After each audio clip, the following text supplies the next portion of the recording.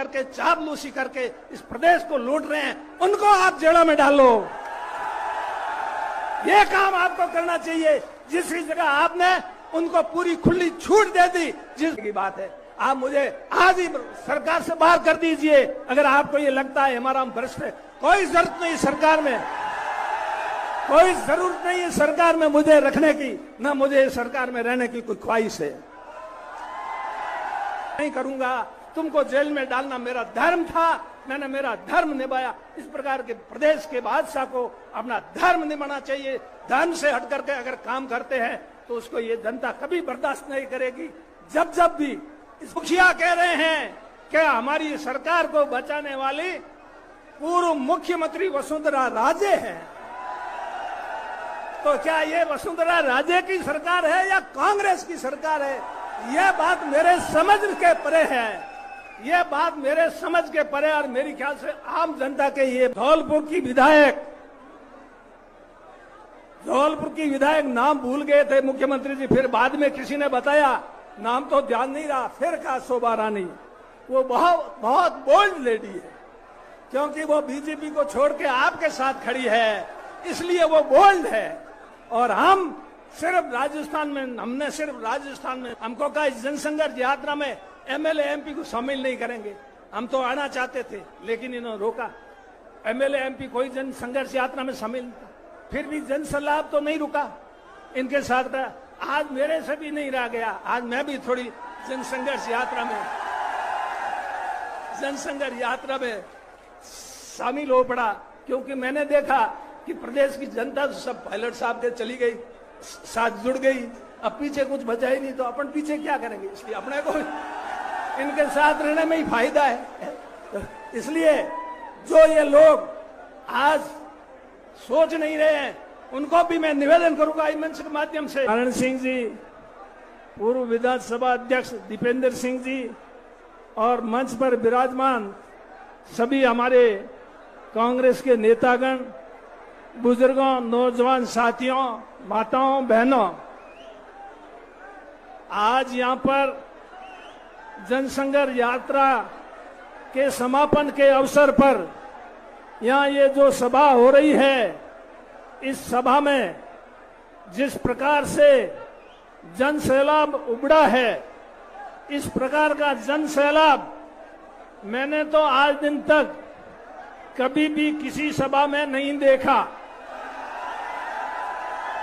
Congress party की बड़ी बड़ी रैलियां होती है, दिल्ली में भी होती है, पूरे देश की रैली, राजस्थान में पूरे प्रदेश की रैली होती है, लेकिन आज की जो सभा और जो उपस्थिति है, ये अपने आप में एक मिसाल है। और दिल्ली में और प्रदेश में जो पार्टी की सभाएं होती है, कांग्रेस पार्टी के तमाम नेता उसमें जुट जाते हैं, लेकिन इसमें बहुत से कांग्रेस के नेताओं ने इस रैली में आने से लोगों को रोकने के लिए भी प्रयास करने में कोई कमी नहीं रखी है, लेकिन उसके बावजूद भी ये इतना जनसैलाब उमड़ पड़ा है। अब इससे ज्यादा और क्या है? इससे भी अगर हमारी आंख नहीं खुलेगी तो फिर हमारी आंख कब खुलेगी? फिर तो 23 के चुनाव के बाद में खुलेगी, और बाद में आंख खुलेगी तो वो कोई काम आने वाली नहीं है। इसलिए अभी से समझ जाएं, संभल जाएं। आज ये सोचते हैं जो सत्ता में बैठे लोग कि हम अकेले ही 23 की सरकार वापस बना लेंगे। मैं ऐसा नहीं मानता। कैसे बना लिए? जन सैलाब जो यहाँ बैठा है, ये इसकी आप अनसुनी करोगे, इसको साथ लेके नहीं चलोगे, आप अकेले चलोगे, एक हाथ से ताली बजाने की कोशिश करोगे, कभी एक हाथ से ताली नहीं बज सकती। आप एक हाथ से ताली बजा के बता देना हमको, एक हाथ से ताली बजा के बता देना, मैं बता दूंगा एक हाथ से ताली बजी कि नहीं बजी, जो समय आएगा। इसलिए अभी समय है, सोच लो। मुझे समझ में नहीं आता कि राजस्थान में आखिरी सरकार है किसकी? राजस्थान में सरकार है किसकी? हमारे सरकार के मुखिया कह रहे हैं कि हमारी सरकार को बचाने वाली पूर्व मुख्यमंत्री वसुंधरा राजे हैं। तो क्या ये वसुंधरा राजे की सरकार है या कांग्रेस की सरकार है? यह बात मेरे समझ के परे है, यह बात मेरे समझ के परे, और मेरी ख्याल से आम जनता के ये बात समझ से परे है। मुख्यमंत्री जी कहते हैं उनके साथ में कोई भाजपा का व्यक्ति साथ देता है तो वो व्यक्ति बहुत ही बोल्ड होता है। धौलपुर की विधायक नाम भूल गए थे मुख्यमंत्री जी, फिर बाद में किसी ने बताया, नाम तो ध्यान नहीं रहा, फिर कहा शोभा रानी। वो बहुत बोल्ड लेडी है, क्योंकि वो बीजेपी को छोड़ के आपके साथ खड़ी है, इसलिए वो बोल्ड है। और हमने सिर्फ राजस्थान में नेतृत्व परिवर्तन की बात की, तो कांग्रेस में अगर कोई नेतृत्व परिवर्तन की बात करना ये अपराध है क्या? अगर ये अपराध है तो ये सारी जनता ये भी अपराध में शामिल है। आप अकेले हेमाराम को सजा दे सकते हो, अपराधी घोषित कर सकते हो, प्रदेश की सारी जनता को आप अपराधी घोषित नहीं कर सकते। आज अगर हम मुख्यमंत्री जी के वहां जाकर के दंडवत करें तो ईमानदार, कल मुख्यमंत्री के मुंह से हेमाराम को ईमानदार का सर्टिफिकेट मिल जाएगा। और अगर मुख्यमंत्री जी की हम जय जयकार नहीं करें तो हेमाराम साहूकार नहीं है। 10 करोड़, 15 करोड़, 20 करोड़, 25 करोड़, 50 करोड़, 50 करोड़ तक का भी कई बार नाम लिया, कई बार मीडिया वालों साथियों को, सबको, जनता को सबको पता है। पता नहीं किसने कितना लिया, 10 करोड़, 20 करोड़, 50 करोड़, 100, 200 करोड़ लेने कौन, नाम ही तो लेना है। और अगर हम भ्रष्ट हैं, इतने पैसे लिए हैं हमने, तो आपकी सरकार में हमको मंत्री लेके बैठे हो हैं? आप किस पे आरोप लगा रहे हो, समझ में नहीं आ रहा है। सरकार बैठे लोग खुद अपने ऊपर आरोप लगा रहे हैं, ये मेरे समझ के परे की बात है। आप मुझे आज ही सरकार से बाहर कर दीजिए अगर आपको ये लगता है हमारा हम भ्रष्ट है। कोई जरूरत नहीं सरकार में, कोई जरूरत नहीं है सरकार में मुझे रखने की, ना मुझे सरकार में रहने की कोई ख्वाहिश है। मुख्यमंत्री जी, ये सत्ता आपको इसलिए नहीं सौंपी जनता ने, ये सत्ता इसलिए सौंपी कि देश के अंदर, प्रदेश के अंदर ईमानदारी का शासन होगा, जवाबदेही होगी, पारदर्शिता होगी। लेकिन पारदर्शिता कैसी है वो आप देख रहे हो।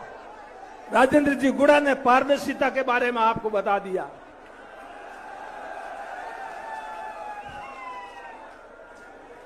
एक 2 मिनट और ना। एक बार एक देश के बादशाह का देहांत हो गया, उसके पीछे उसकी औलाद नहीं थी, उसका उत्तराधिकारी तय करना था, किसको करें। उसके परिवार के रिश्तेदार सब झगड़ने लगे, वो कहता मैं राजा बनूं, वो कहे मैं राजा बनूंगा, कोई निपटारा नहीं हुआ। तो बाद में ये तय हुआ कि बाज है, बाज को माला दे दो, बाज जिसके गले में माला डाल देगा वो बादशाह हो जाएगा। देश के अंदर एक गुंडों की गैंग थी, गुंडों की गैंग का एक सरदार था, उसके अधीन गुंडों की गैंग थी।